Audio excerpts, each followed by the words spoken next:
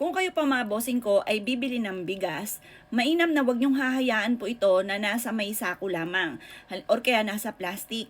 Alam niyo po ba, malas po yan kapag hinahayaan niyo lamang na nasa plastic lang siya or nasa sako. Yan po ay sumisimbolo ng mga problema. Yung bang paparating pa lang ang pera ninyo, meron ka ng kakagastusan kaagad na paparating. Kumbaga, hindi ka makakaipon, panahirap na lamang po ang pagdadaanan ninyo.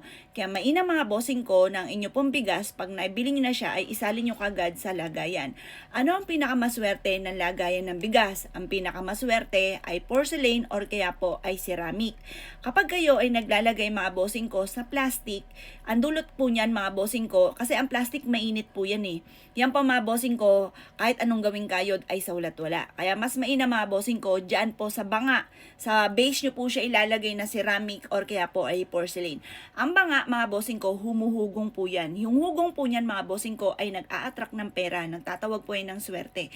Kaya mainam lagyan nyo po ito mga bossing ko ng bigas. Pero mga bossing ko, espesyal na lalagyan nyo ng 7 mga bossing ko or kaya po sa isang envelope na red envelope mga bossing ko, lagyan nyo ito ng 168 kasi yan po ay swerte na numero. Swerte rin po yan kapag meron kang ganyan na pera sa ilalim ng inyong bigasan.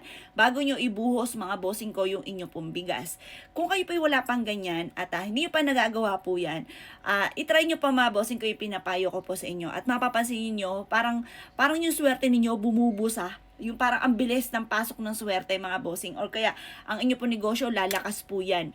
Kung ngayon napakailap na swerte, ang daming problema pinagdadaanan lalo na sa pera mga bossing, subukan nyo po yung pinapayo ko sa inyo. Pag bumili ka ng bigas, pero pera na lamang kung stock na yung bigas ninyo. Kung stock niyo, hayaan nyo lamang. Pero kung ito ay mismo nyo nang gagamitin mga bossing ko, kaagad nyong isalin sa bigasan. Huwag nyo hahayaan na nasa sako lamang po siya mga boss kasi malas po yun. Sumisimbolo yun ng kahirapan ng problema sa pera. Hindi mo pa nahawakan ng pera, may dumarating na kagad na kagastusan. Kaya minsan mapapaisip ka, anong problema sa akin? Masipag at matyaga naman ako pero lagi pa rin walang pera. Kaya subukan nyo po yung tinuturo ko po sa inyo. Basta mga bossing ko, sa banga nyo siya ilalagay kasi pag nilagay nyo siya sa banga, mas mabilis ang pasok ng pera. Tinutulungan kayo ng banga mga bossing ko kasi may hugong po yan. Kahit maliliit nga po ng banga, pakinggan nyo po siya. May hugong. Yung hugong po nun, tinutulungan kayo para maka-attract ka ng maraming pera. Tinutulungan ka nito para maka-attract ka ng maraming swerte.